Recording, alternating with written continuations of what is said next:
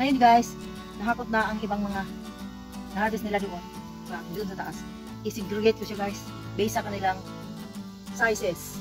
At saka yung mga putol, yung may mga sugat bugas ganito, ihihiwalay. Saka yung mga maliliit, mga matutulis, mga ganire, hiwalay. Yan, ganyan siya.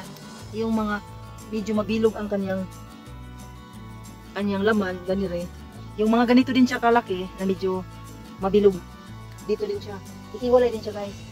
Yung mga mabibilog, ganyan. Kahit malaliit, medyo mabilog, ihiwalay yan siya. Ganyan yan siya, ganyan ganda. Ganyan lang pag-preparate niya guys. Hindi pa tapos naghakot. Marami pa doon sa taas. Ayan, separate guys. Segregate.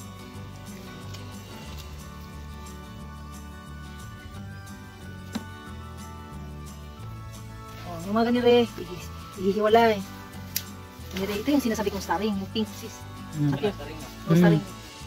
Hihiwalay dito. Ito guys, pink to siya guys na variety. Napakasarap nito guys. Ano ba tawag sa pughad sa Tagalog? Yun bang, kumbaga sa malagkit pa, sticky siya, malagkit siya, malagkit. Masarap talaga to. Taran! Malagkit!